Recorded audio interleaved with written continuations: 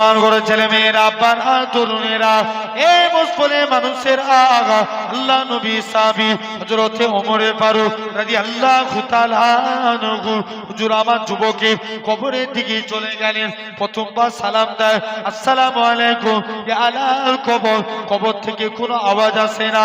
দ্বিতীয়বার সালাম দেয় আসসালামু আলাইকুম ইয়া আলাল কবর, দ্বিতীয়বারও কোনো আওয়াজ আসে না।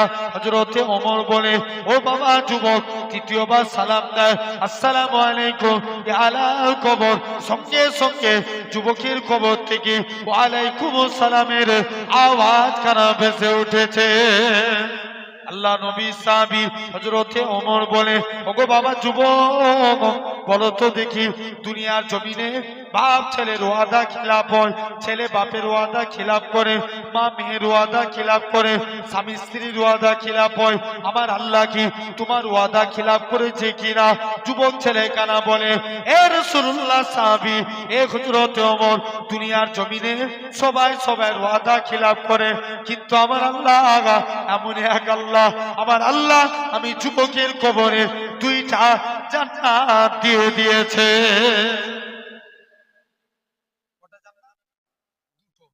আসেন, আল্লাহ চারটে ওয়াদা করছেন।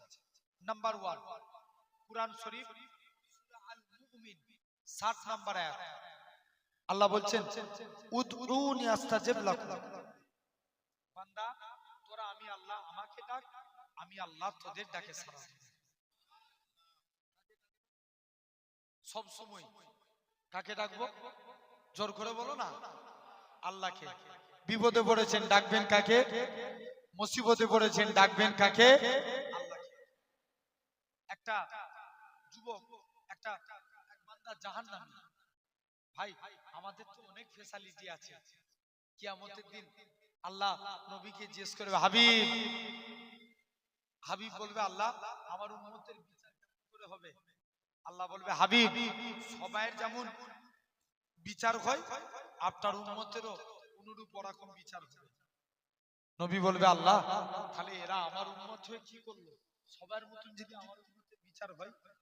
আল্লাহ বলবে হাবিব কি চান? আল্লাহ আমার উম্মতের বিচার আমি নবী নিজেই করতে চাই।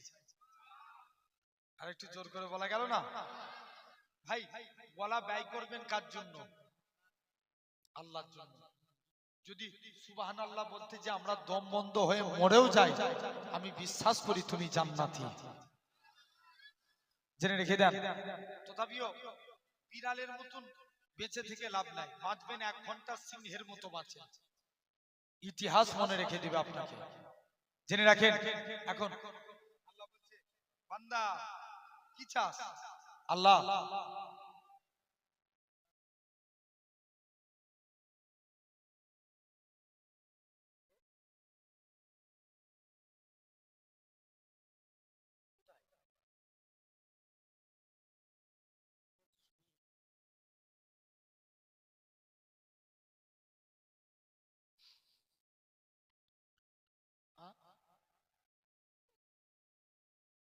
বলছে বৃষ্টি হচ্ছে, জলসা বন্ধ করে দিতে বলছে। বন্ধ করে দেবো? এই তো একজন ফোন করলো তো।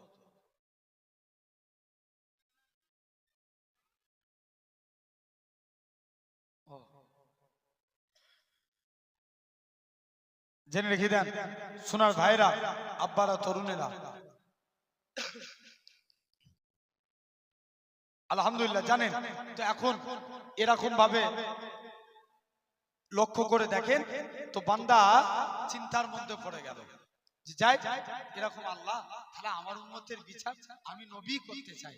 আল্লাহ বলছে হাবিব জান। কিভাবে? হাবিব আপনি তো বিচার করবেন, তবে একটু আলাদা ভাবে। কি হাবিব আপনি বিচার করবেন যদি উম্মতের গুনাহ না জানতে পারেন, আপনি কি বিচার করতে পারবেন? আপনি তো আগে গুনাহ জানবেন তবে তো বিচার করবেন। নবী বলছে আল্লাহ আমি তো গুনাহ জানবো তবে বিচার করব। জান হাবিব আপনার উম্মতের বিচার আমি আল্লাহই করব, তবে সব নবীর উম্মতের বিচার হবে সবার সামনে, আর আপনার উম্মতের বিচার আমি আল্লাহ করব নূরের পর্দার ভিতরে। কত ভালোবাসে এক বান্দা, আল্লাহ অনেক ভালোবাসে।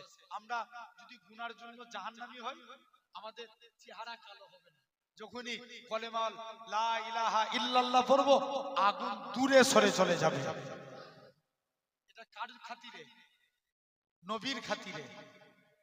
আমাদের চেহারা আগুনে পুড়ে পুড়ে কালো হবে না। সব নবীর উম্মতের চেহারা আগুনে পুড়ে পুড়ে কালো হয়ে যাবে। তাদের হাতে আগুনের বেরি পড়াবে, পায়ে আগুনের চেন দিবে, গলায় আগুনের শিকল দিবে। মালিক ফেরেশতা বলবে, আল্লাহ এরা কারা? কিন্তু আমার আপনার নবীর উম্মতের চেহারা কালো হবে না, এদের হাতে আগুনের বেরি পড়াবে না, পায়ে চেন দিবে না। মালিক ফেরেশতা বলবে, আল্লাহ এরা কারা? আল্লাহ বলবে, মালিক এরা আমার হাবিবের উম্মত।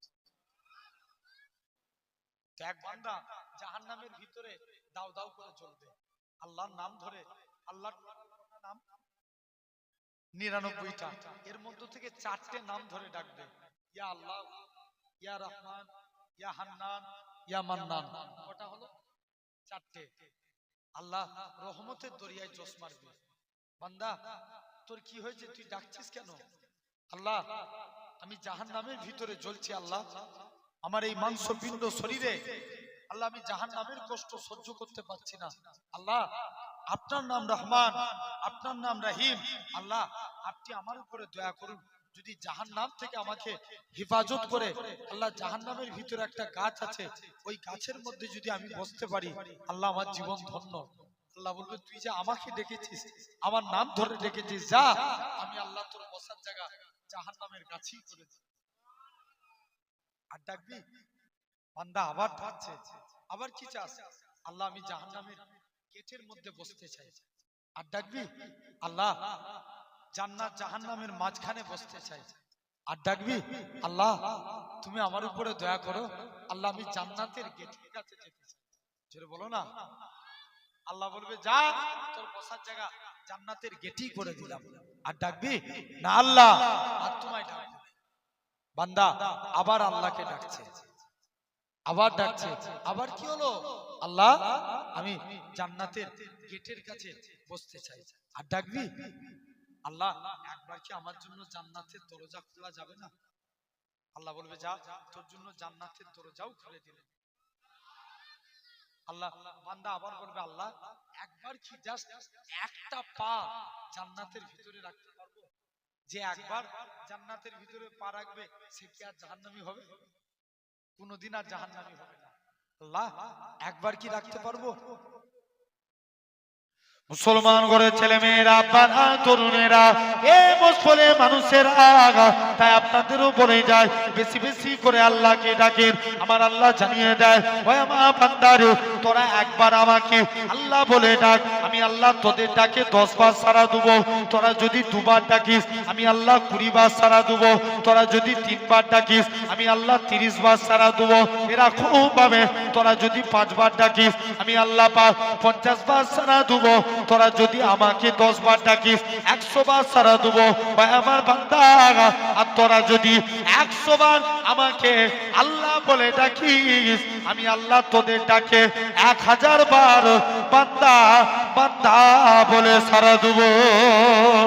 আমার আল্লাহ জানিয়ে দেয়, ভাই আমার বান্দারে, আমি আল্লাহ তোকে জাহান্নাম থেকে বের করে জাহান্নামের গাছের মধ্যে বসিয়েছি। জাহান্নামের গাছ থেকে আমি আল্লাহ তোকে জান্নাত জাহান্নামের মাঝখানে এনেছি।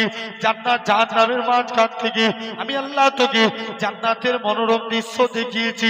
আর আমি আল্লাহ কি পারি না, তোর জীবনের পাখার পাখার গুনাহটাকে আমি আল্লাহ কি ক্ষমা করতে পারি না? ভাই আমার বান্দারে, চলে যা চলে যা, আমি আল্লাহ তোর জীবনের পাখার পাখার গুনাহটাকে ক্ষমা করে দিয়ে আমি আল্লাহ তোকে আমার রহমতের দয়ার জান্নাত দিয়ে দিলাম। যা আমি আল্লাহ তোকে জান্নাত দিয়ে দিলাম। আর ডাকবি না, আল্লাহ বান্দা আবার ডাকছে, আবার কি হলো? আল্লাহ তুমি আজকের দিনে যাও, আমি আল্লাহ তোকে নাজাত দিয়ে দিলাম। যে বলবে না, খালি 1 নাম্বার আল্লাহ বলছে, তোরা আমাকে ডাক। 4টে ওয়াদার মধ্যে একটা, তোরা আমাকে ডাক, আমি আল্লাহ তোদের ডাকে সাড়া দেব। 2 নাম্বার আল্লাহ কুরআন পাকের মধ্যে বলছেন, ফাজকুরুনি আযকুরুকুম, তোরা আমি আল্লাহ আমাকে স্মরণ কর, আমি আল্লাহ তোদের স্মরণ করব। ভাই বিশ্বাস করে দেখেন, বিপদে পড়েছেন, কাউকে না ডেকে আপনি প্রথমবার আল্লাহকে ডাকেন। কোন বান্দা যখন না মুসিবতে পড়ে মাথায় হাত দিয়ে আল্লাহ বলে চিৎকার দিয়ে উঠে, আল্লাহ বলছে বান্দা তুই অমন করে ডাকবি নি, তুই যখনই অমন করে ডাকিস না আমি আল্লাহ থাকতে পারি না, তুই যে জন্য ডাকিস আমি আল্লাহ তোকে সাকসেস করে দিই। তুমি ব্যবসায় লস খেয়ে গেছো, তুমি আল্লাহর কাছে কাঁদো, আল্লাহ তোমার দিক দিয়ে ভরিয়ে দিবে। তো এক বান্দা প্রতিদিন টুপি সেলাই করতে, দেখবেন ইতিহাস চোর বলেছে আপনার বাদশাহ নিজামুদ্দিন আউলিয়া, ইতিহাস ভারতের ইতিহাস পড়ে দেখেন, চোর আখ্যায়িত করেছে, কিন্তু ওই নিজামুদ্দিন আউলিয়া একটা টাকা রাজ দরবারের টাকা খরচা করতেন না, নিজের সংসার চালাতেন টুপি সেলাই করে বিক্রি করে। জোরে বলে, এত বড় তাকওয়াবান ব্যক্তি ছিলেন। এখন এক যুবক প্রতিদিন তার টুপি বিক্রি হলে তবে সংসার চলে। এখন স্বামী স্ত্রী দুজনই, আর কেউ নেয়, এখন টুপি বিক্রি করতে চলে গেছে। ওই দেশের এক রানীমা ছিল, খুব অসৎ প্রকৃতির। রানীমা যুবককে টেনে তার বাড়িতে রাজ দরবারে নিয়ে গেছে। যুবক বলছে, রানীমা তুমি আমায় ছেড়ে দাও। রানীমা বলছে, যুবক তোকে টুপি বিক্রি করতে হবে না, তুই আমার কাছে থাক, আমার কথা মতো চল, এর বিনিময়ে অনেক টাকা দেবে, তো বড় লোক হয়ে যাবে, তোকে টুপি বিক্রি করতে হবে না। যুবক নাফসের সঙ্গে জিহাদ, নাফসের সঙ্গে, যে আল্লাহ আমার কাছে এই দুনিয়ার আমি চিরজীবন আমল করেছি, তোমাকে প্রভু বলে ডেকেছি, তোমাকে সিজদা দিয়েছি, আল্লাহ আজকে রানীমার উপরে পড়ে যাব, জীবনের আমল বরবাদ হয়ে যাবে। যুবক বলছে, না আমি গেট দিয়ে চলে যাব। রানীমা বলছে, তুই যেতে পারবি না, গেটে কে থাকে? দারোয়ান। বলছে, আমি ছাদ দিয়ে পালাবো। বলছে, ছাদ দিয়ে তুই নামতে পারলে তো যা। যুবক উজু করে ছাদের উপরে উঠে গেছে। মুসলমান ঘরের ছেলে মেয়েরা, আব্বারা, তরুণেরা, এই নবী প্রেমিকেরা, যুবক ছেলে কানা উজু করে 2 রাকাত নামাজ পড়ে আল্লাহর কাছে ফরিয়াদ করে, ও রব্বে আল্লাহ পাক, আমি আজকের দিনে বিপদে পড়েছি, আল্লাহ আল্লাহ আপনার কাছে সাহায্য চাই, আল্লাহ আপনি যদি আমায় হেফাজত না করেন কে হেফাজত করবে? আল্লাহ আল্লাহ তুমি আমায় হেফাজত করো। ও যুবকেরা, আমার আল্লাহ পাক এমন সময়তে যুবক ছেলেটা ছাদ থেকে লাফ মারার জন্য তৈরি হয়ে গেল। আল্লাহ আমি যদি অন্যায় করি এই জীবন রাখার দরকার নাই। যুবক ছেলে কানা ছাদ থেকে লাফ মারার জন্য তৈরি হয়ে গেল। আমার আল্লাহ পাক জিবরাইল আমিনকে পাঠিয়ে দিলেন, এ হযরতে জিবরাইল চলে যাও চলে যাও, আমার বান্দাটাকে সহি সালামতে জমিনায় নামিয়ে দাও। এখন সেদিন তার টুপি বিক্রি হয়নি, আর খেতে পাবে? খেতে পাই না, চলে গেছে বাড়িতে। যে স্ত্রীকে বলছে, স্ত্রী সবর করো, আল্লাহ যাতে রাজি আমরা তাতে রাজি। ভাই আলহামদুলিল্লাহ, এখন তো আল্লাহ আমাদের ও ঢেল খাবার জুটাচ্ছে। কথা বলেন, এমন একটা টাইম ইনাদের পিতৃ মানে পূর্বপুরুষদের, ইনাদের বাপ মানে ইনাদের পিরিয়ড বা ইনাদেরও ছেলেবেলার কথা জিজ্ঞাসা করে দেখেন, মানুষের তখন এক বেলা কথা বলেন হতো না, হতো না। জেনে রেখে দেন, আল্লাহ আমাদের হোটেল দিচ্ছেন। তো বান্দা বলছে, স্ত্রী সবর করে যাও, আল্লাহ যদি খাওয়ায় খাবো, আর আল্লাহ যদি না খাওয়ায় না খাবো। তবে স্ত্রী তুমি চুলোতে একটু আগুন জ্বালিয়ে রাখো, নাহলে আমাদের চুলোতে আগুন না জ্বললে এলাকার মানুষরা আমাদেরকে নিয়ে ঠাট্টা মজাক করবে যে আজকে ওদের চুলোতে হানি চলে, তুমি চুলোতে আগুন জ্বালিয়ে দাও। এই বলে স্বামী স্ত্রী এক জায়গায় বসে দুজনে গল্প করছে, আল্লাহর প্রশংসা করছেন। দেখবেন আগেকার যুগের সিস্টেম ছিল, একজনের চুলো থেকে আরেকজন আগুন আনতে আসতো। এটা হতো না? আগেকার যুগে হতো। তো এরকম একজন আগুন আনতে এসে বলছে, তোমরা স্বামী স্ত্রী গল্প করছো আর তোমাদের চুলার মধ্যে গরম গরম রুটি তৈরি হচ্ছে। এই রুটি দিল কে? আল্লাহ। জেনে রেখে ভাই সাধারণ দেখবেন আল্লাহ আমাদেরকে এই বিশ্বাসটা রাখতে হবে। আমরা যতই মনে করি যে আমি খাচ্ছি বলে তবে আমার সংসার চলছে, না, আল্লাহ রেজেক দাতা, আল্লাহ দয়া করে রুজি দিচ্ছে বলে তবে আমাদের চলছে। এখন এখানে আপনাদের প্রশ্ন হতে পারে যে ভাই তাহলে আল্লাহকে যারা মানে না তাহলে আল্লাহ তাদেরও কেন রুজি দিচ্ছে? হতে পারে না? মুসা নবী শুনবেন, এটা জ্ঞানের কথা, এর উত্তর আপনারা পেয়ে যাবেন। ভাই আমাদের ওই সাইডে হুগলি জেলায় খুব আলু চাষ হয় না? দেখবেন মানে একটা বাছাই করা আলু, মানে যেগুলো বড় বড় আলু, যেগুলো বস্তা হয়। আর দেখবেন গড়ে আলু বলতে ছোট আলু বড় আলু সব আলু একসাথে, এটাকে গড়ে আলু বলা হয়, মানে গড় বিক্রি করে দেওয়া হয়। তো জেনে রাখেন ফ্রেশ আলুর দাম বেশি আর দাম একটু কম সামথিং। তো মুসা নবীকে একদিন একটা পিঁপড়ে কামড়েছে। মুসা নবী আল্লাহকে একদিন জিজ্ঞেস করছে, আল্লাহ তুমি তো ইচ্ছা করলে পারো যারা তোমার নেকির কাজ করে তুমি তাদেরকে রেজেক পাঠাতে পারো, আর যারা তোমার অন্যায় কাজ করে তুমি তাদেরকে রেজেক দাও কেন? আল্লাহ বলছে মুসা তুমি, আল্লাহ বলছে মুসা নবী একদিন একটা গাছতলায় হেলান দিয়ে শুয়ে আছে, তন্তরা এসে গেছে, একটা পাহাড়িয়া কাঠ পিঁপড়া মুসা নবীকে কামড় দিয়েছে। পাহাড়িয়া পিঁপড়ে অনেক বেশি, মুসা নবীর খুব জ্বলন হচ্ছে। মুসা নবী বলছে, আল্লাহ আমি তো এই পিঁপড়েগুলোর কোনো অন্যায় করিনি, এরা আমাকে কামড় দিল কেন? আল্লাহ তুমি বন্যার পানি দিয়ে ডুবিয়ে দাও। বন্যার পানি দিয়ে পানি আসলো, সব পিঁপড়ে ভেসে যাচ্ছে। আল্লাহ তখন বলছে, মুসা তোকে কামড়েছে, তুই বলছে আল্লাহ পিঁপড়েগুলোকে ভাসিয়ে দাও। দেখো তো আল্লাহ যখন গজব দেয় সবাইকে একসঙ্গে পাইয়ে দেয়। কথা বুঝে আসছে না? খাস নয়। দেখবেন আল্লাহ রেজেক দাতা, আল্লাহ সবাইকে রুজি দেয়। বান্দা তুই কতটা বাড়তে পারিস আল্লাহ দেখেন, কিন্তু জেনে রাখবেন আল্লাহ ছাড় দেন, জোর করে ছেড়ে দেয় না, এটা মাথায় রাখতে হবে। এখন দেখবেন অনেকে নাফরমানি করে, তারপরেও আল্লাহ যে রেজেক দাতা আম ভাবে সবাইকে রুজি দেন, শুনছেন না? আবার অনেকে নামাজ পড়ে আল্লাহ তাকে রুজি দেন। যাও, আমার আলোচনা এদিকে নয়। তো এরকম দেখেন আল্লাহ দেখবেন রাস্তায় অনেক খেপা থাকে, এরকম ইনকাম করে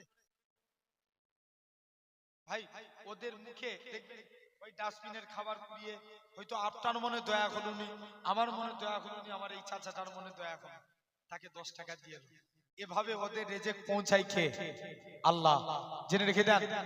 এরকম ভাবে নবীর একজন সাহাবী যিনার নাম ছিল খুবাইব ইবনে আদি, নবীর হাতে হাত দিয়ে ঈমানের কালেমা পড়ে মুসলমান হয়েছে।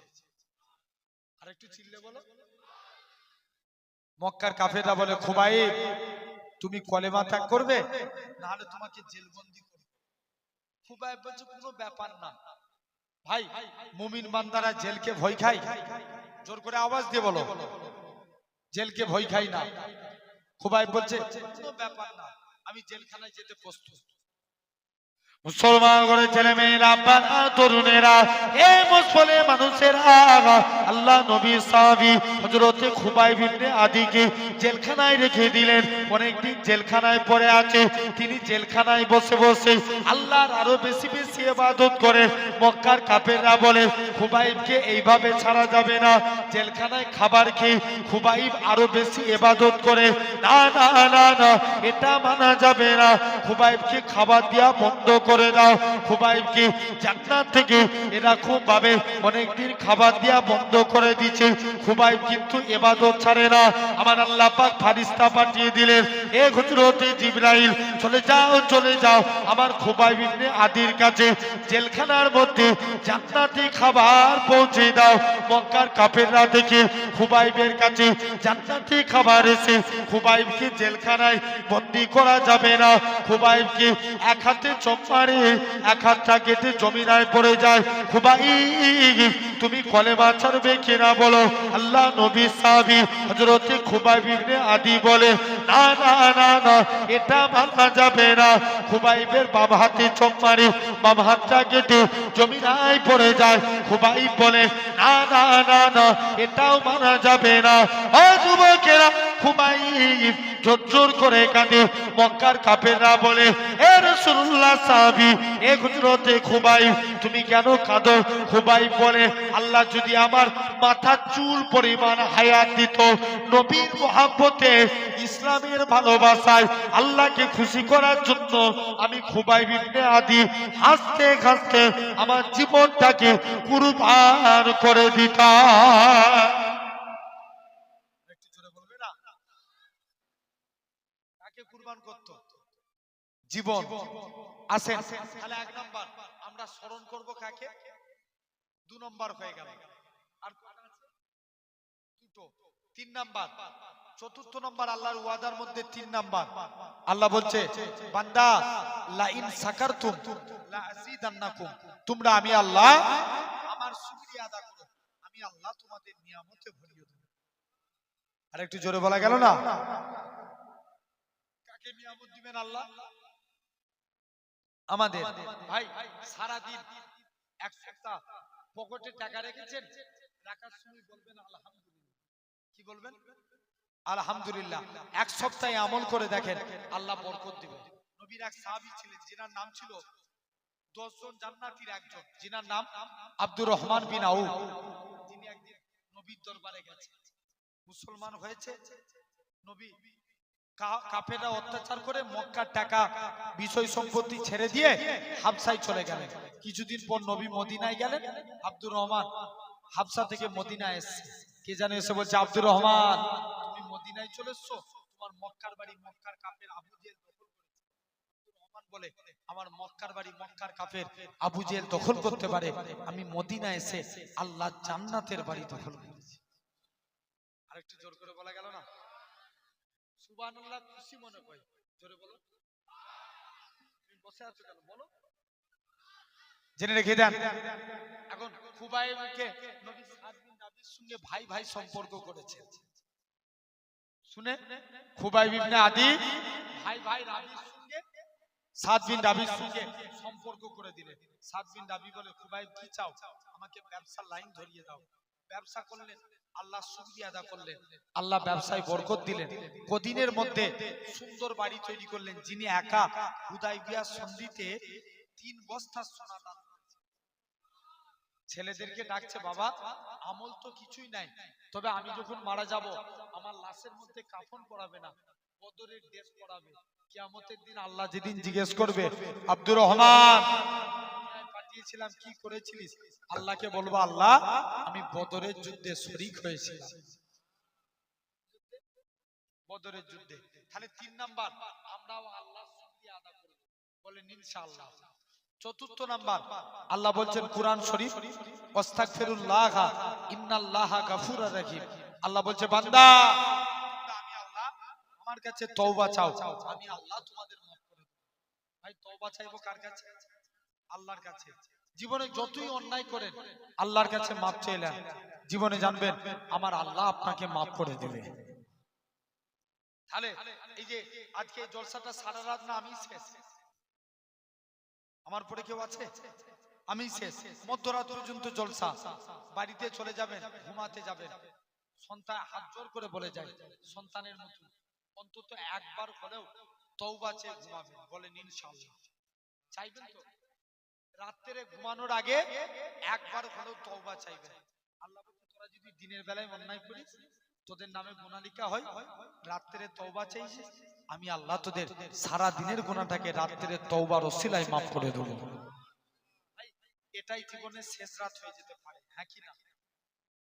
আসেন তাহলে আমরাও তওবা চাইবো, বলো ইনশাআল্লাহ। আমি টোটাল কটা বিষয় নিয়ে আলোচনা করব বলেছি? 8টা। কটা আলোচনা হলো? 4টে। বাকি রয়েছে কটা? 4টে। আসেন, 4 শ্রেণীর বান্দাকে আল্লাহ ভালোবাসে। কই শ্রেণী? 4 শ্রেণী। ভাই এই 4টের মধ্যে যদি আপনিও পড়েন, জানবেন আল্লাহ আপনাকেও ভালোবাসে। 1 নাম্বার, আল্লাহ ভালোবাসেন সবরকারী বান্দাকে। আচ্ছা বলেন তো মসফলের মানুষ আমাদের কাছে সবর আগে না নামাজ আগে? সবর না, সবর বললাম আমি, সবর বললাম মানে ধৈর্য। ধৈর্য আগে না নামাজ আগে? বল বাবা তুই চুপ করে ওয়াজ করবি কর, এত জিজ্ঞেস করে জ্বালাইনিস, রাগ করছো? বুঝতে হবে। বলেন ধৈর্য আগে না নামাজ আগে? ইয়েস, কে বললো ধৈর্য আগে? ভাই ধৈর্য না থাকলে নামাজ হবে? হবে না। কুরআন শরীফে আল্লাহ নামাজের কথা কত জায়গায় বলেছেন? 82 জায়গায়। আকিমুস সালাত, তোমরা নামাজ প্রতিষ্ঠা করো, নামাজ কায়েম করো। কিন্তু ইমাম আহমদ বিন হাম্বল বলছেন আল্লাহ কুরআন শরীফে 90 জায়গায় সবরের কথা বলেছেন। সবাই মিলে যুবকগুলো পুরো ফাঁকি মারছে। চলে এসো, একটু ওরা দাঁড়িয়ে আছে বসতে পারছেন, একটু চেপে চেপে এসো না ভাই। হ্যাঁ হ্যাঁ,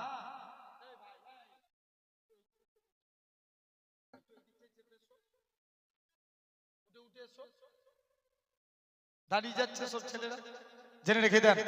আসেন একবার দরুদ শরীফ আল্লাহুম্মা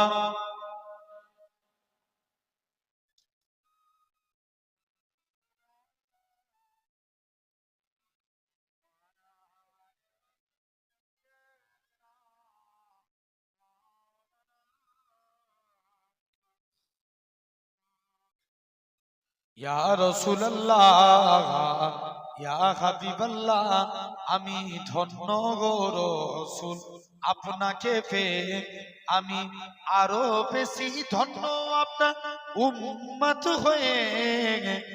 যেটা বলবে না, আমি ধন্য গো রাসূল আপনাকে পেয়ে, আমি সব নিয়ামত পেয়েছি আপনার সদকায়, তাই তো আমি আল্লাহর পরে আপনার গুণ গাই, আপনার গুণ গাই, আপনার গুণ গাই, আমি গাইব গুণগান আপনার মুহাব্বত নিয়ে, আমি মরতে চাই আপনার প্রেমিক হয়ে।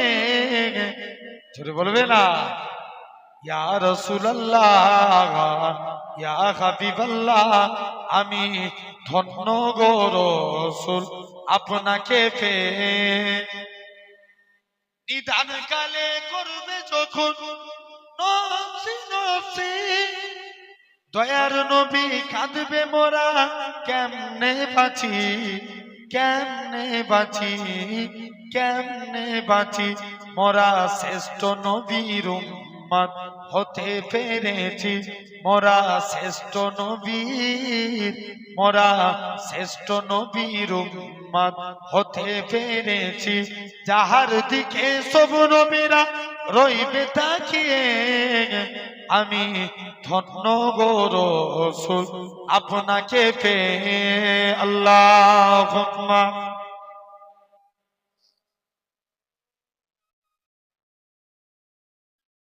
এখন নয়, এখন ওয়াজ হোক, পরে বলবো।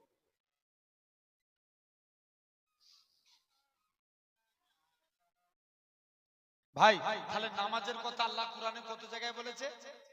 82 জায়গায়, 90 জায়গায়। আসেন মন দিয়ে শুনবেন ভাই, আমাদের মধ্যে আগে সবর আনতে হবে। দেখবেন অনেক ছেলে মসজিদে যায়, আছে না, জুম্মার দিনে মসজিদে যায়, ইমাম সাহেব আউয়াল খুতবা পড়ে, সানি খুতবা পড়ে, মসজিদে যে হাজির হয়, আছে না নাই? আর নবী বলছে যারা ইমামেরও আগে মসজিদে গেল সে যেন একটা উট জবায়ে সওয়াব পেল। অনেকে মসজিদে যে ছটফট করে না, নবী বলছে যারা মসজিদে যে ছটফট করে আল্লাহ বলছে ফেরেশতারা লেখ, এরা সব মুনাফিক। আর যারা মসজিদে গেল যে বলছে আলহামদুলিল্লাহ আল্লাহ আমি পৃথিবীর শ্রেষ্ঠ জায়গায় এসেছি, আল্লাহ বলছে ফেরেশতারা লেখ, এরা সব আমার মুমিন বান্দা। ও নবীর এক সাহাবী প্রতিদিন নামাজ পড়েন, দুনিয়ার কথা চিন্তা করেন, ভাই নামাজ হবে?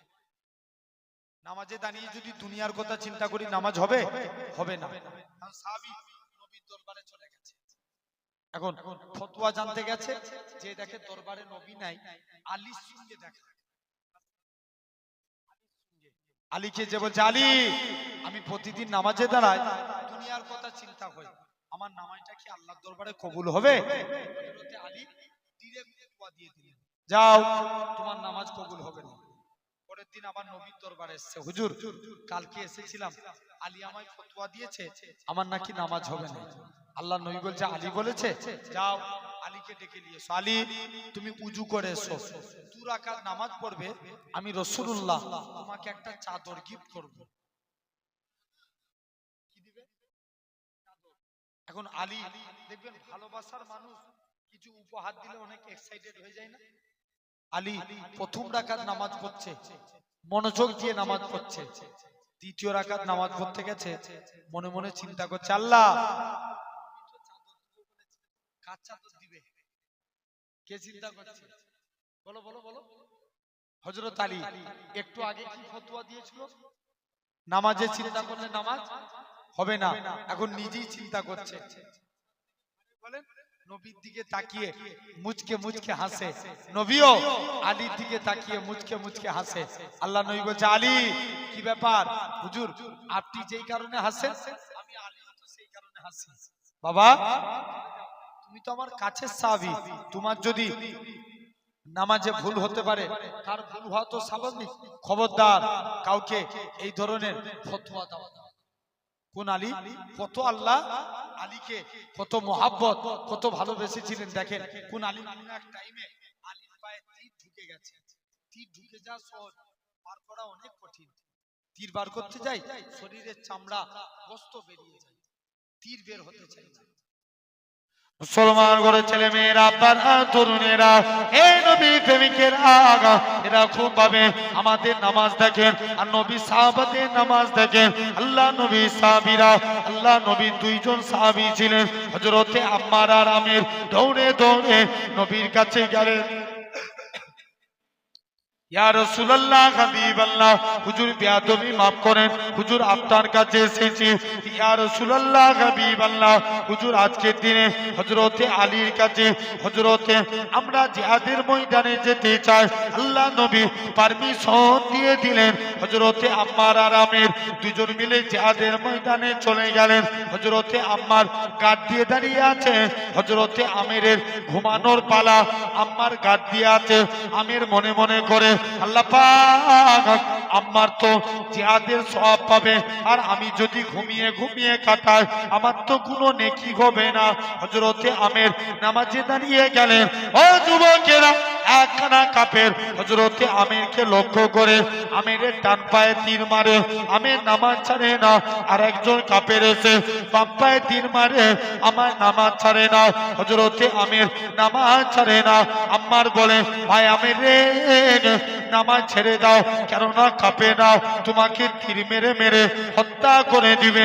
হযরতে আমির নামাজ থেকে ফারিগ হলেন। হযরতে আমির বলে, ভাই আম্মার, আমি মনে মনে নিয়ত করেছিলাম মক্কার কাফেররা যদি আমাকে তীর মেরে মেরে জানকে কুরবান করে দিত, আল্লাহর কসম আমি আল্লাহর সিজদা থেকে এতটুকু দূরে সরতাম না।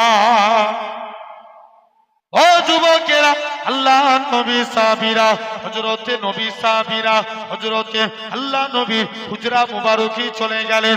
আল্লাহ নবীর দরবারে যে সালাম খানা দিতে লাগে, আসসালাতু ওয়াসসালামু আলাইকা ইয়া রাসূলুল্লাহ, হাবিবাল্লাহ। ও যুবকেরা, আল্লাহ নবী সালামের উত্তর খানা দিলেন। ও বাবা সাহাবীরা, কি জন্য সালাম দাও? ইয়া রাসূলুল্লাহ, হাবিবাল্লাহ, হযরতে আম্মার আজকের দিনেতে হযরতে আলীর পায়ে তীর লেগে গেছে, হুজুর তীরটাকে বার করতে পারি না, আপনার কাছে এসেছি। আল্লাহ নবী বলে, ও বাবা সাহাবীরা, চলে যাও চলে যাও। আমার আলী যখন নামাজে দাঁড়াবে অমন অবস্থায় আমার আলীর পা থেকে তীরখানা বার করে নেবে। হযরতে আলী নামাজে দাঁড়িয়ে গেলেন, আল্লাহ নবী সাহাবীরা আলীর পা থেকে তীর বার করে নিলেন। আলী নামাজ থেকে ফারিগ হয়ে দেখে পায়ে আর তীর নাই। এ রাসূলুল্লাহ সাহাবীরা, আমি আলী, আমার পায়ে তীরখানা কোথায় গেল?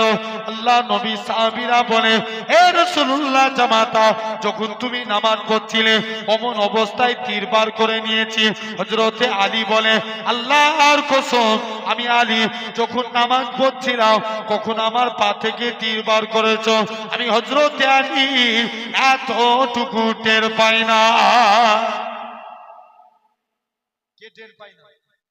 আলী বলছে, যাও, আমি এতটুকু বুঝতে পারি। তাহলে এখন দেখেন সেই আলী, তাহলে খবরদার ভাই, নবীর মধ্যে সবর ছিল না ছিল না? জোর করে বলুন, মন দিয়ে শুনবেন। নবীর মধ্যে সবর ছিল বলে আমরা ইসলাম পেয়েছি, হ্যাঁ কি না? যদি নবীর মধ্যে সবর না থাকতো আমরা ইসলাম পেতাম? কোনোদিন পেতাম না। আসেন একটু মিলান। নবী মক্কার জমিনে চলে গেলেন। হে মক্কার মানুষেরা, আমরা আমার আল্লাহকে আল্লাহ বলে মেনে নিলাম, কেউ নবীর কথা শুনে না। নবী মন খারাপ করে এক জায়গায় দাঁড়িয়ে আছে, মন দিয়ে শুনবে, জিজ্ঞাসা করবে। মুসলমান করে ছেলে মেয়েরা, আব্বারা, তরুণেরা, আমার আল্লাহ ডাক দিয়ে বলে, এ আমার হাবিব, তোমার কি জন্য মন খারাপ? আমার নবী বলে, ও রব্বে আল্লাহ পাক, আজকে আমি মক্কার জমিনে আসলাম, কেউ আমাকে নবী বলে মানলো না।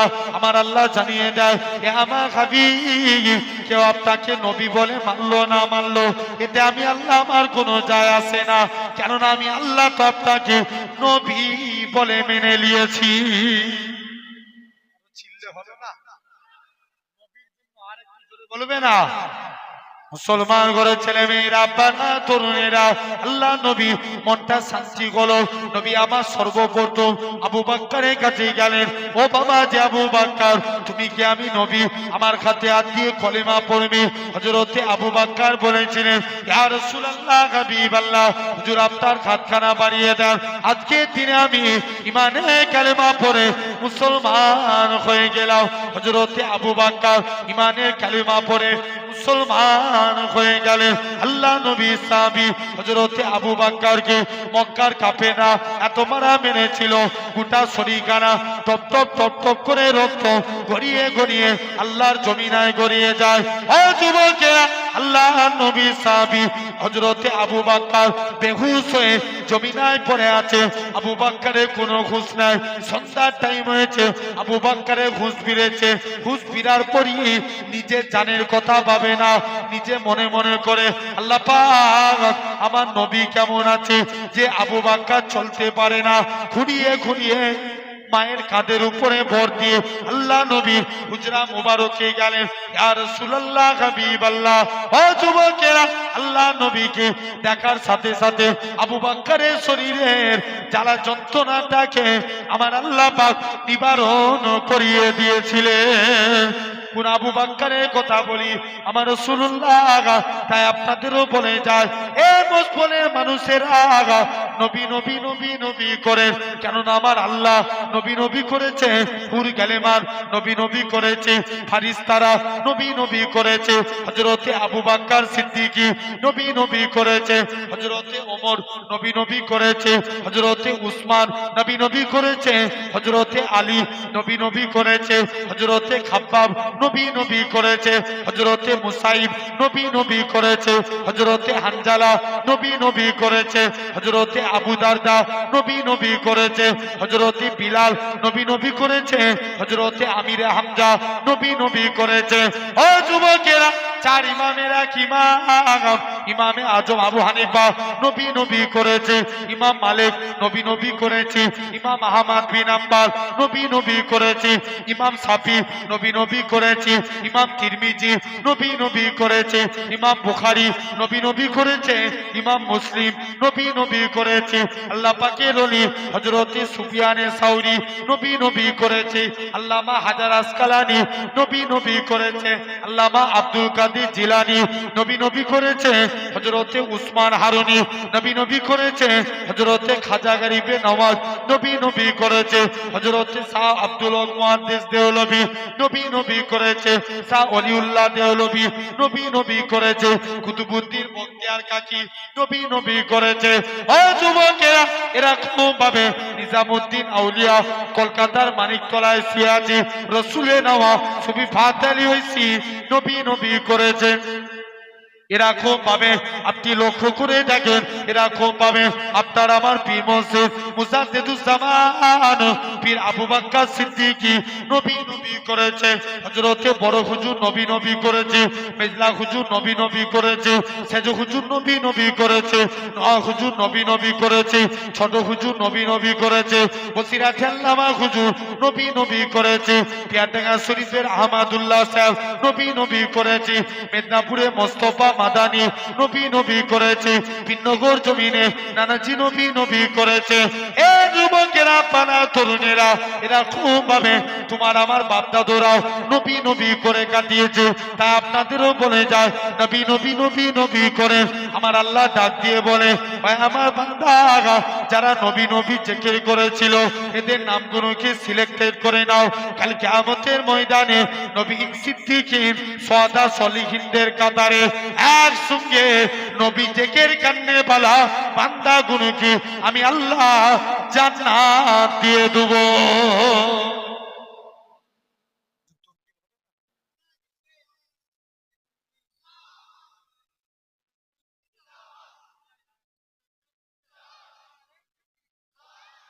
মুসলমান করে ছেলে মেয়েরা আপনারা তরুণেরা কোন আবু বকরের কথা বলি আমার রাসূলুল্লাহ হযরতে আবু বকরকে সাথে নিয়ে মদিনায় চলে গেলেন। প্রতিমধ্যে একটা পাহাড় পড়েছিল যে পাহাড়টার নাম জাবলে সুর 3000 ফুট উঁচু আমাদের উঠতে 5 ঘন্টা সময় লাগে। এখন তো পাহাড় সিঁড়ি হয়ে গেছে নবী জামানায় সিঁড়ি থাকে না। আবু বকর মনে মনে করে আল্লাহ পাক আমার নবী এই পাহাড়ে উঠবে আমার নবীর কত কষ্ট হবে আমি আবু বকর এটা সহ্য করতে পারবো না। হযরতে আবু বকর আমার রাসূলুল্লাহকে কাঁধে তুলে নিলেন 3000 ফুট পাহাড়টা আমার রাসূলুল্লাহকে কাঁধে তুলেছিলেন। ও যুবকেরা কোন আবু বকরের কথা বলি হযরতে আবু বকর আল্লাহ নবী সাথে নিয়ে মদিনায় যান। আবু বকর আল্লাহ নবী একবার ডান দিক বাম দিক সামনে পিছন দিক করে আল্লাহ নবী বলে ও বাবা যে আবু বকর তুমি কেন এরকম কাজ করো একবার ডান দিক বাম দিক সামনে পিছন দিক কেন করো।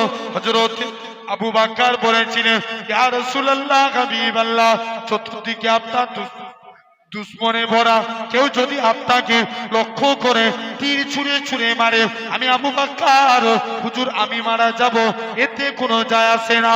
আমি আবু বকর আমার গোটা শরীরটাকে আপনার ঢাল বানাবার জন্য আল্লাহ নবী মদিনার থেকে চলে গেলেন। মদিনার যুবকেরা সেদিন তারা খাজুর গাছের উপরে ওঠে সেদিন তারা ওয়েলকাম জানিয়েছিল সেদিন তারা পড়েছিল তারা আল বাদরু আলাইনা মিন সানিয়াতিল বিদা ওয়াজাবা শুকরু আলাইনা মাদা লিল্লাহি দাই। ও যুবকেরা আল্লাহ নবী মদিনায় চলে গেলেন। মদিনার যুবকেরা আল্লাহ নবীকে গোল করে ঘিরাও করে নিল। আল্লাহ নবী বলে এ মদিনার মানুষেরা তোমরা আমি নবী আমাকে কতটা ভালোবাসবে। মদিনার যুবকেরা মদিনার তরুণেরা বলেছিল ওগো নবী মনে কষ্ট নিবেন না যতক্ষণ আমাদের শরীরে জানটুকু বেঁচে থাকবে আপনার ক্ষতি ক্ষতি দেব না। আল্লাহ নবী মদিনা থেকে মক্কার দিকে চলে আসলেন 1400 সাহাবী নিয়ে। নবী আমার কাবাকে পরিষ্কার করলেন। নবী আমার হযরতে বিলালকে কাবার ছাদে তুলে দিলেন। এই হযরতে বিলাল কাবার ছাদে উঠে যাও কাবার ছাদে উঠে যে আযান দাও। হযরতে বিলাল বলতে লাগে ইয়া রাসূলুল্লাহ হাবিবাল্লাহ কখনো মদিনা শরীফ থেকে কাবার দিকে মুখ করে আযান দিয়েছি কখনো বাইতুল মুকাদ্দাসের দিকে মুখ করে আযান দিয়েছি। ইয়া রাসূলুল্লাহ হাবিবাল্লাহ হুজুর আজকে আপনি আমি বিলালকে কাবার ছাদে তুলে দিয়েছেন আমি কোন দিকে ফিরে আযান দেব। আমার রাসূলুল্লাহ কি বলেছিলেন এ হযরতে বিলাল তুমি কি আমি নবী আমায় দেখতে পাচ্ছ না, আমার দিকে ফিরে আজান দাও। আমার রাসূলুল্লাহ কে আল্লাহ পাক কাবা বানিয়েছে। ভাই বলেন, নবী মক্কা থেকে মদিনায় গেলেন, জি আবু বাক্কার কজন? একজন। আর মদিনা থেকে মক্কায় ফিরলেন কজন? 1400 জন। কতজন? 1400। নবী নিয়ে গেলেন একজন আর আনলেন 1400। নবী মদিনায় যে সবর করলেন, আল্লাহ ইসলামে বরকত দিয়ে দিলেন। তাহলে এক নাম্বার, আল্লাহ ভালোবাসেন কিকারী বান্দাকে? সবরকারী, মানে ধৈর্যশীল বান্দাকে। দু নাম্বার, আল্লাহ ভালোবাসেন কাকে? জোর করে বলো না, পবিত্রতা। ভাই আমাদের কাছে উজু আগে, পবিত্রতা আগে। মনে করেন জায়গা, শরীর পাক, জামা পাক, লুঙ্গি পাক, নামাজ হবে? জোর করে হবে? হবে না, ছেড়ে দেন। জায়গা পাক, লুঙ্গি পাক, জামা পাক, শরীর না পাক, নামাজ হবে? হবে না। শরীর পাক করতে গেলে আমাদের ফিতরাত পাঁচটা, মন দিয়ে শুনবেন, এগুলো দৈনন্দিন জীবনে আপনার আমার জন্য অবশ্যই পালন করতে হবে, বলেন ইনশাআল্লাহ। ভাই আমি একটা হাদিস শরীফ পড়ছিলাম, কিতাবটার নাম তামবিয়াহুল গাফিলিন কিতাব। নবী বলছে তোমরা দৈনন্দিন জীবনে এই আমলগুলো করো। কিছু কাজ করতে গেলে কি নামে শুরু করব? বিসমিল্লাহির রহমানির রহিম। এটা প্রথমে আল্লাহর নাম নিয়ে শুরু করব। কাজ শেষ করছেন কি বলবেন? আলহামদুলিল্লাহ। কালকে কোনো কাজ করবেন কি বলবেন? ইনশাআল্লাহ। মুখ দিয়ে তওবা হয়ে গেছে, এই গুনাহ হয়ে গেছে, কি করা? তওবা করা। ধরেন গুনার কাজ করে ফেলেছে, গুনাহ কম হয় না বেশি? এই আমরা জবান ঠিক রাখতে পারি? দেখবেন অনেকে এলাকার কিছু কিছু ইয়ং ছেলে আছে, মুরব্বীদের নাম ধরে ধরে রাখে। আমি একদিন আমাদের এই সাইড দিয়ে বাইক নিয়ে যাচ্ছি, দেখছি কিছু কিছু ছোট ছোট ছেলে একটা মুরব্বীকে বলছে ডেড় ব্যাটারি।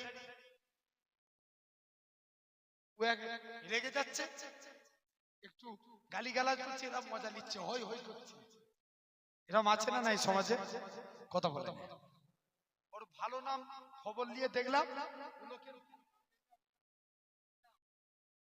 ডাকছে কি বলে? ডেড় ব্যাটারি। পশ্চিম মেদিনীপুরে এক জায়গায় দাওয়াতে গেছি, আপনার লোকের ভালো নাম আফসার, ওকে ডাকছে ফাটা ফাটা। কারণ কখনো নাম খারাপ করা যাবে? যাবে না, গুনাহ হবে।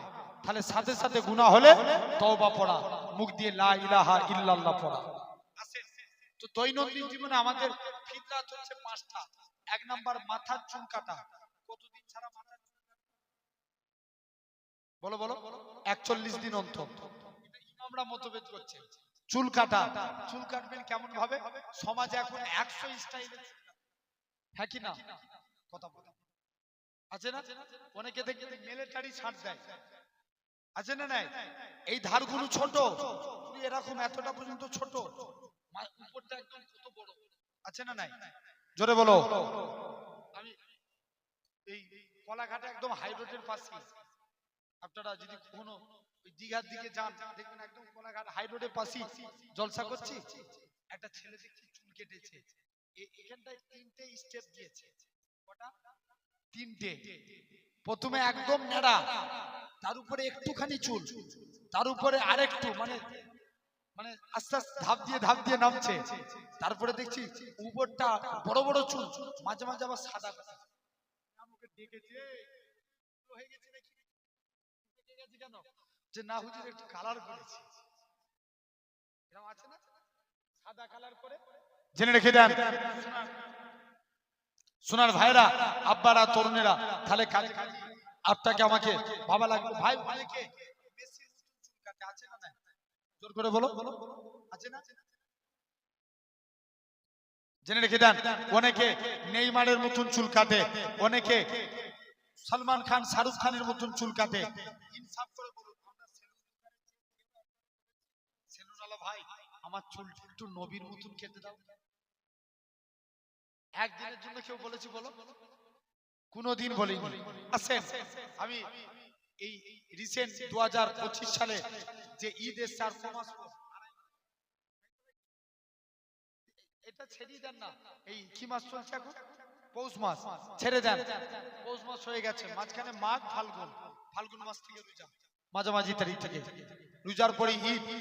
এবছর ঈদে নবীর স্টাইলে চুল কাটা হবে বলেন ইনশাআল্লাহ। ভাই কেমন? এ ধারেও ছোট, এ ধারেও ছোট, উপরেও ছোট, পিছনেও ছোট, আর নাহলে বাবরি রাখে, সব অ্যাডজাস্টমেন্ট বলো ইনশাআল্লাহ। জেনে রেখে দেন ভাইরা, আব্বারা, তরুণেরা, আসেন, এটা নবীর স্টাইলে চুল কাটা। আমরাও ভাই মুসা নবীর জামানায় স্বামীরা মুসা নবীর নকল করত। মুসা নবী যেমন ভাবে মাথায় পাগড়ি পরতেন, স্বামীরা ওইভাবে পাগড়ি পরত। মুসা নবী যেমন ভাবে পায়জামা পরতেন, স্বামীরা ওইভাবে পায়জামা পরত। মুসা নবী যেমন ভাবে আপনার মাথায় টুপি দিতেন, স্বামীরাও ওইভাবে মাথায় টুপি দিত। এরকম করতে করতে একদিন মুসা নবী কি করেছেন, আমার আল্লাহ বলছে যাও মুসা। মুসা একদিন ফেরাউন তাড়া করেছে, নীল নদে চলে গেলেন। আল্লাহ বলছে মুসা লাঠি ঠেকাও। যেই লাঠি ঠেকালেন দুভাগ, মাঝখান দিয়ে রাস্তা, মুসা নবী পার হয়ে গেলেন, ফেরাউনও পার হচ্ছে। আবার আল্লাহ বলছে মুসা লাঠি ঠেকাও। যেই লাঠি ঠেকালেন পানি আবার সমান, ফেরাউন সহ সবাই ডুবে মারা গেল। আল্লাহ সামিরাকে বাঁচিয়ে দিল। মুসা নবী সামিরাকে দেখতে পেয়ে রেগে লাল, আল্লাহ তুমি সামিরাকে ফেরাউনের আগে মারতে পারলে না কেন রে? আল্লাহ ই আমাকে দিন রাত জ্বালাতো। আল্লাহ বলছে মুসা শোন, তোর স্টাইলকে আমি আল্লাহ কবুল করেছি, তোর স্টাইলকে কপি করেছে সামিরা, এর জন্য আমি আল্লাহ সামিরাকে মাফ করে দিয়েছি। তাহলে আমরাও যদি নবীর স্টাইল কপি করি, আল্লাহ মাফ করতে পারে না? জোর করে বলো পারেন। ভাই দাড়ি রাখা কার স্টাইল? জোর করে বলো নবীর স্টাইল। কেন আমরা দাড়ি কেটে কেটে ঘুরবো? তুমি তো বুড়ো হয়ে গেছো, হয়তো অনেকে ভাববেন যে আমি দাড়ি রাখার কাজ করি তবে তো দাড়ি রাখবো। মোটেও তুমি রাখতে পারবে না। দাড়ি রাখো, দাড়ি তোমাকে অন্যায় কাজ থেকে দূরে সরাবে। নামাজ পড়ো, নামাজ তোমাকে অন্যায় কাজ থেকে দূরে সরাবে। ঠিক না ভুল আছে না? তাহলে দাড়ি রাখে ভাই নরমালি কাজ। আমরা অনেক খবরদার গাঁটের নিচে পড়বেন না। লুঙ্গি পরলেও গাঁটের নিচে আমরা পড়া যাবে না। যখন স্যুট পরবেন আগে ডান পা দিবেন। কোন পা? একটু জোর করে ভালো করে বুঝো, যুবকগুলো বলো ডান পা। পায়জামা পরবেন ডান পা, পাঞ্জাবি পরবেন জোর করে বলো ডান হাত, গেঞ্জি পরবেন ডান হাত, জ্যাকেট পরবেন ডান হাত। মায়েরাও যারা ওয়াজ শুনছেন জামা পরবেন ডান হাত, ব্লাউজ পরবেন ডান হাত, পায়জামা পরবেন ডান পা, জুতো পরবেন ডান পা। এই ডান ডান ডান কিয়ামতের দিন আল্লাহ বলবে এই তোরা যারা ডানপন্থী আছিস এগিয়ে। বান্দা জিজ্ঞেস করবে কেন আল্লাহ? আল্লাহ বলবে যা আমার আমার মুস্তাফা, তোরা আমার নবী ডান সাইডকে ভালোবেসেছে, তোরা আমার নবীর সুন্নত মেনেছিস, আমি আল্লাহ তোদের নাজাত দিয়ে দিলাম। কোন দিকটা মানে? জোরে বলো জোরে বলো। ডান সাইডটা মানার জন্য। তাহলে আমরাও একটা একটা করে নবীর অনুসরণ করব, বলো ইনশাআল্লাহ। ভাই আমরা নবীকে বেশি ভালোবাসি না নবী আমাদের বেশি ভালোবাসেন? জোর করে বলো। নবী আমাদেরকে বেশি ভালোবাসেন। আশিকে রাসূল হয়ে যান। চার জায়গায় নবী উম্মতের চিন্তা করবেন। চার জায়গায়। নাম্বার 1, এক নাম্বার 1.5 মিনিটের বাচ্চা সিজদায় চলে গেলেন। বলো তো ভাই, আল্লাহ সমাজের 313 জন রাসূল পাঠিয়েছিল, রাসূলের কলেমায় আল্লাহ রাসূলুল্লাহ লিখেছে? এই জোর করে বলো না। কারুর কলেমায় লেখা আছে? কারুর কলেমায় লেখা নেই। মুসলমান করে ছেলে মেয়েরা আব্বারা তরুণেরা আল্লাহ আদম নবীর কলেমা দিয়েছিলেন লা ইলাহা ইল্লাল্লাহ আদম সফিউল্লাহ রাসূলুল্লাহ বলে না আল্লাহ মুসা নবীর কলেমা লা ইলাহা ইল্লাল্লাহ মুসা কালিমুল্লাহ রাসূলুল্লাহ বলে না ঈসা নবীর কলেমা লা ইলাহা ইল্লাল্লাহ ঈসা রূহুল্লাহ রাসূলুল্লাহ বলে না এ নওজোয়ান যুবকের আগা আল্লাহ পাক আপনার আমার নবীর কলেমা দিয়েছে লা ইলাহা ইল্লাল্লাহু মুহাম্মাদুর রাসূলুল্লাহ আর একটু জোরে হবে না শুধু তাই নয় গোটা কোরআন শরীফ ধন্য ধন্য করে থাকে আল্লাহ তামাম নবীদের নাম ধরে ধরে ডেকেছে হযরতে মুসা নবীকে ইয়া মুসা বলে ডেকেছে সুলাইমান নবীকে সুলাইমান নবী বলে ডেকেছে দাউদ নবীকে দাউদ নবী বলে ডেকেছে আল্লাহ তামাম নবীদের নাম ধরে ধরে ডেকেছে আল্লাহ আপনার আমার নবীর নাম ধরে ডাকে না আপনার আমার নবীকে ইয়াসিন তোহা মুজাম্মিল মুদাসসির বলে ডেকেছে এ নওজোয়ান যুবকের আগা আল্লাহ নবী 1.5 মিনিটের বাচ্চা হুজুর আমার সিজদায় চলে গেলেন কি যেন মুখ থেকে বিড়বিড় করে বলে আম্মা জান আমিনা কানটা মুখের কাছে নিয়ে চলে গেলেন আমার শিশু পুত্রের মুখ থেকে একটাই কথা বাইর হই ইয়া রাব্বি হাবলি ইয়া উম্মতি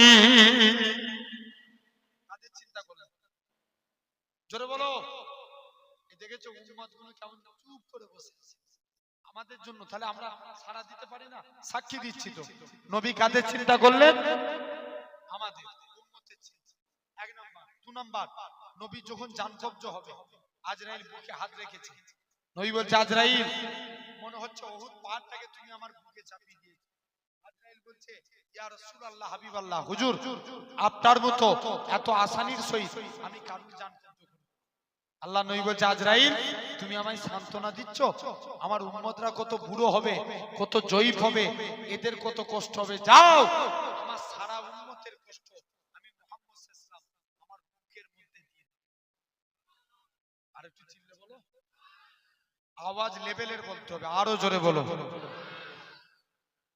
আসেন জেনে রেখে দেন 2 নাম্বার হয়ে গেল 3 নাম্বার ভাই কবর থেকে তোলা হবে এই শুনছো না আমরা এখন দরুদ করি কার উপরে আমরা কি চিরজীবন বাঁচবো না মরে যাব আমরা যখন মারা যাব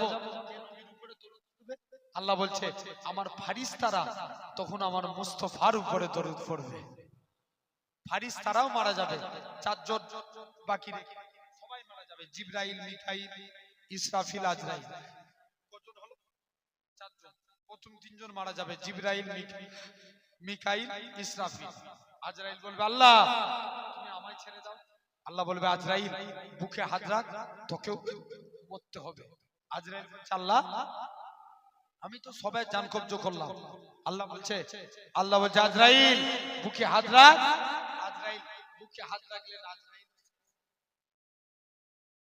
আল্লাহ বলছে কে দরুদ পড়বে আল্লাহ বলছে যখন দুনিয়ায় মানুষ থাকবে না জিন থাকবে না ফারিস্তা থাকবে না যখন কেউ আমার হাবিবের উপরে দরুদ পড়া থাকবে না তখন আমি আল্লাহ একা আমার হাবিবের উপরে দরুদ পড়ব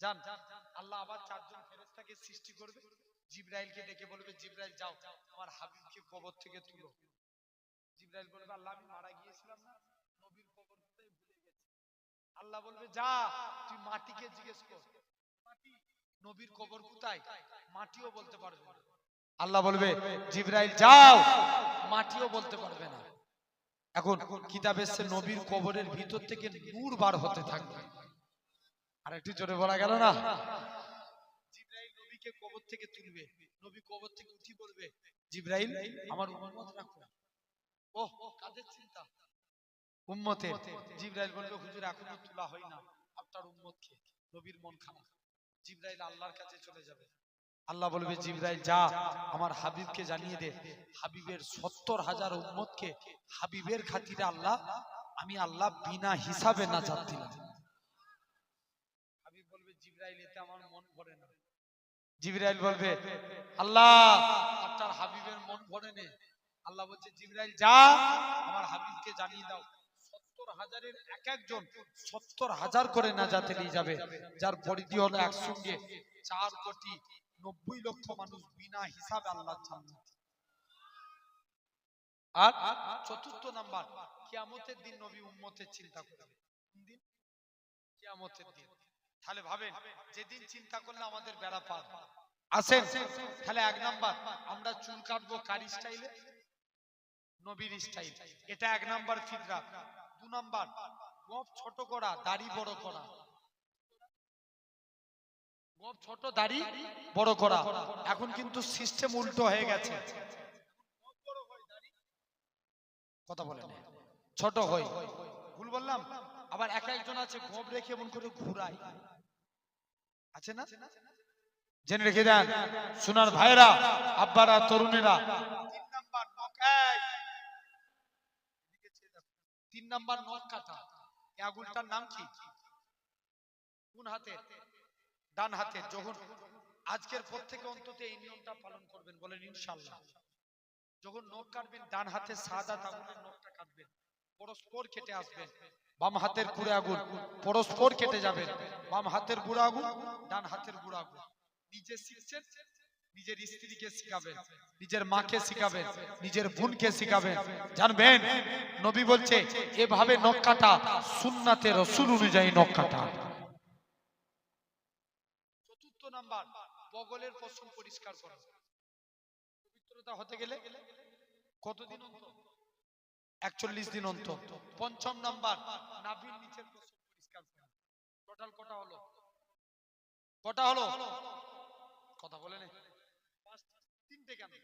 5টা।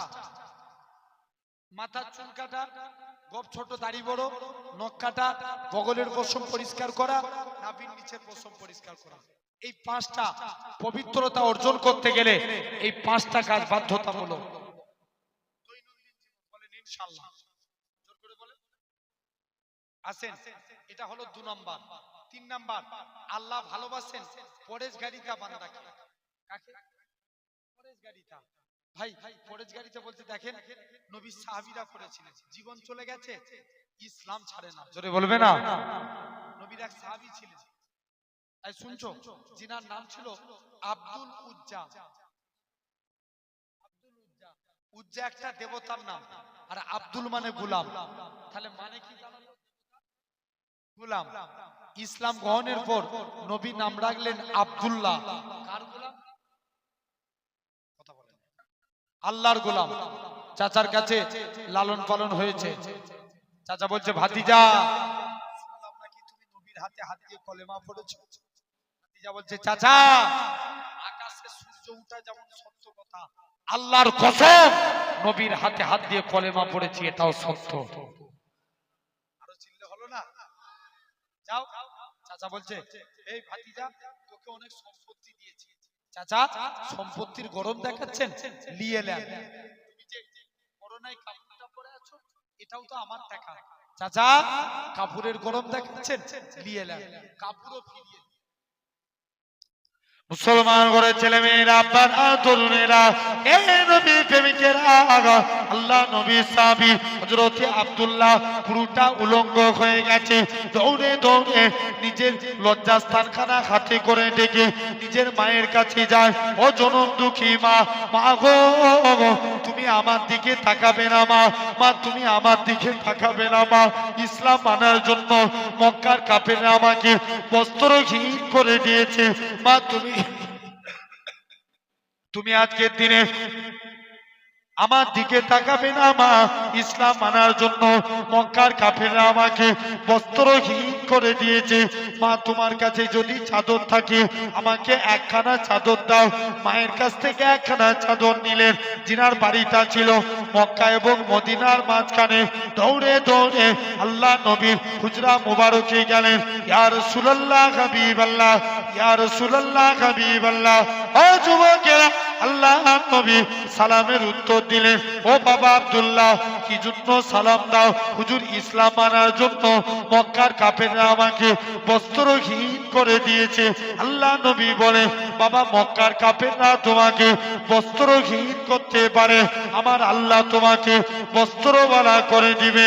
ও যুবকেরা, হযরতে এরা খুব পাবে হযরতে আব্দুল্লাহ দাঁড়িয়ে আছে নবী বাড়িতে গেলেন দুইটা জুব্বা নিয়ে এসে আব্দুল্লাহর হাতে দিয়ে দিলেন ও বাবা আব্দুল্লাহ আজ থেকে দুইটা জুব্বা তোমার হযরতে আব্দুল্লাহ বলে ইয়া রাসূলুল্লাহ হাবিবাল্লাহ ইয়া রাসূলুল্লাহ হাবিবাল্লাহ ও রব্বে আল্লাহ পাক আমি আব্দুল্লাহ কত বড় সৌভাগ্যবান মক্কার কাফেররা আমার গায়ে দিয়ে বস্ত্র নিয়ে নিয়েছে আর আমি আজকের দিনে হাবিবুল্লাহর পরনার বস্ত্র পেয়ে গেছি আল্লাহ নবীর কাছে দাঁড়িয়ে দাঁড়িয়ে কাঁদে নবী বলে কি ব্যাপার হুজুর আমি শহীদ হতে চাই আল্লাহ নবী দোয়া চায় আল্লাহ পাক আমার আব্দুল্লাহর রক্ত কাফেরদের জন্য আমি নবী হারাম করে দিলাম হযরতে আব্দুল্লাহ জোর করে কাঁদে ইয়া রাসূলুল্লাহ হাবিবাল্লাহ হুজুর আমি শহীদ হতে চাই আপনি দোয়া চান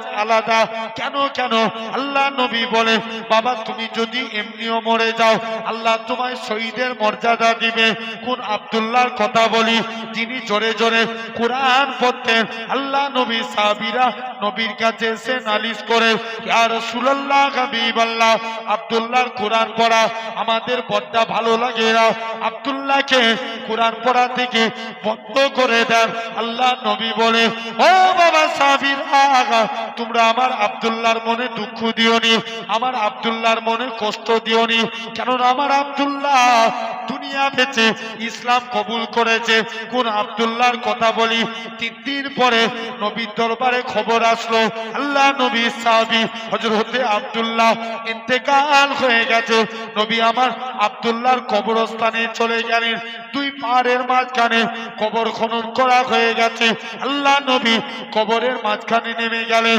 নবী আমার ডাকে ও আমার বন্ধু আবু বকর তুমি আমার ডান দিকে নেমে যাও ও আমার বন্ধু ওমর তুমি আমার বাম দিকে নেমে যাও উপর থেকে এক সাহাবী ছিলেন যিনার নাম ছিল আবু সাঈদ খুদরি ঝরঝর করে কাঁদে বলে আব্দুল্লাহ তুমি কত বড় সৌভাগ্যবান কেননা তোমার কবরে দিন দুনিয়া বাদশা হাবিবুল্লাহ দাঁড়িয়ে আছে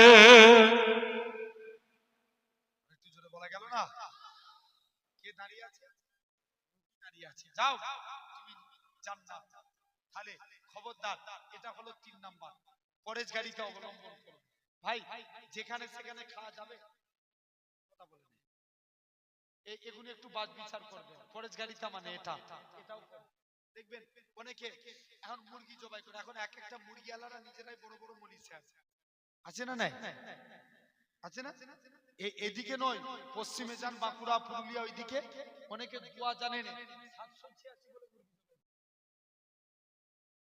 বুঝতে পারছেন কত বললাম 786 হিসাবে পানি লাইনে মুরগি জবাই করে খবরদার যদি প্রয়োজন মনে হয় গোটা মুরগি কিনে নিয়ে এসে ইমাম সাহেবকে দিয়ে জবাই করে খাবেন বলেন ইনশাআল্লাহ জেনে রেখে দেন আর নালে বিশ্বস্ত লোক ছাড়া কারোর দোকানে মাল কিনবেন কথা বুঝতে পারছেন না এটা কিন্তু আল্লাহ জ্ঞান দিয়েছেন এটা জ্ঞান দিয়েছেন আল্লাহ আপনাকে যদি ভাবেন হুজুর আমি তো জানি ও হালাল চিকেন লিখেছে শরিয়াত অনুযায়ী জায়েজ কিন্তু তাকওয়া তান ক্ষেত্রে চলবে না পরেশ গাড়িতে কথা বুঝতে পারছেন না আমার ভাইরা এখন তো মসলার উপরে জিন্দেগি চলে তাই আল্লাহর ওলি হতে পারে আর আগেকার দিনে তাকওয়ার উপরে জিন্দেগি কাটিয়েছে জোরে বলে কথা বুঝতে পারছেন গোলাবাড়ি মানুষ আপনারা পূর্ণ করে জানেন এই এলাকা থেকে বহু মানুষ যেতেন মায়াপুরে একজন পীর সাহেব ছিলেন দাদা হুজুরের খলিফা যিনাকে আল্লাহ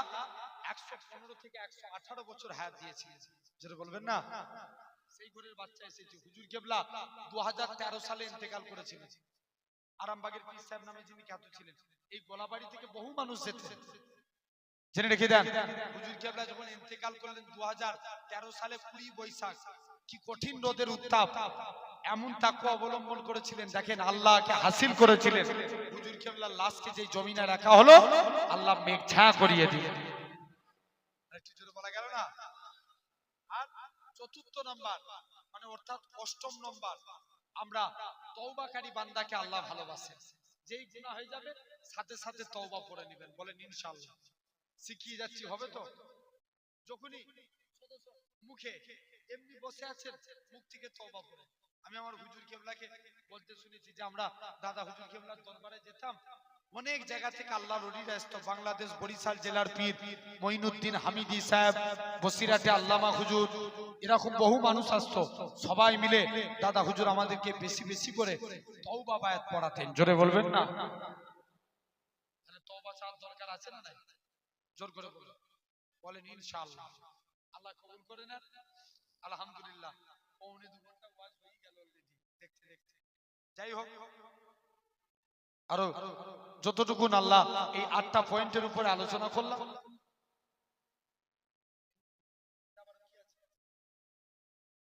আলহামদুলিল্লাহ তাবারক আছে। আল্লাহ যতটুকু বলালেন হয়তো দোয়া করতে করতে 12:30 পার হয়ে যাবে। তার উপরে যতটুকু বললাম আবার আল্লাহ যদি তৌফিক দেয় ইনশাআল্লাহ আবার পরে আপনাদের কাছে আলোচনা করব। আল্লাহ যতটুকু বলালেন আল্লাহ যেন আমাদের ন্যায়ের উপরে চলার তৌফিক দেন। বলেন আল্লাহ আমিন। বাপ, যতটুকু আলোচনা করলাম মনে কষ্ট পেলেন? কারা আমাকে অন্তর থেকে ভাইয়ের মতো ভালোবাসেন একটু হাত তুলে দেখান। আল্লাহকে সাক্ষী রেখে বলছেন তো? এগুলো মুনাফিকি হাত নয় তো? নারে তাকবীর। আলহামদুলিল্লাহ। যদি কখনো আপনার এলাকায় এসে বিপদে পড়ি এই মুসলিমের আব্বাগুলোকে ভাইগুলোকে ডাকি, সারা পাবো তো ইনশাআল্লাহ। আলহামদুলিল্লাহ। আপনার এটা কি? আচ্ছা, শাসন থানা। আলহামদুলিল্লাহ, শাসন ভাই এই চত্বরটা অনেক আছে, হয়তো অনেক ডেট ফাঁকাও দিতে পারি না আমার। হ্যাঁ, দত্তপুকুর আছে, জেনে রেখে দেন। আসবো রিসেন্ট, হয়তো আপনাদের এই পাশের পাড়ার থেকে মনে হচ্ছে তিসরা রঘুবীরপুর। জি, হ্যাঁ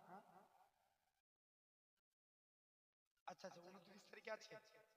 আচ্ছা, আপনারা ইনশাআল্লাহ যাবেন, আবার সেদিন অন্য বিষয় নিয়ে আলোচনা হবে। বলেন ইনশাআল্লাহ। সবাই যাবেন, আল্লাহ কবুল করে নেন।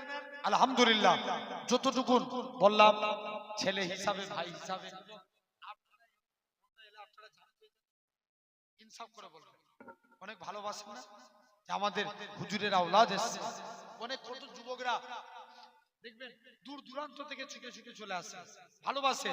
ভাই, আপনাদেরকে দাওয়াত দিয়ে যাচ্ছি, যদি সম্ভব হয় গাড়ি ভাড়া করবেন, 10-12 জন, 15 জন, 20 জন মিলে আমার দরবারে একবার যাবেন, আমার বাড়িতে খাওয়া দাওয়া করে আসবেন। বলেন ইনশাআল্লাহ।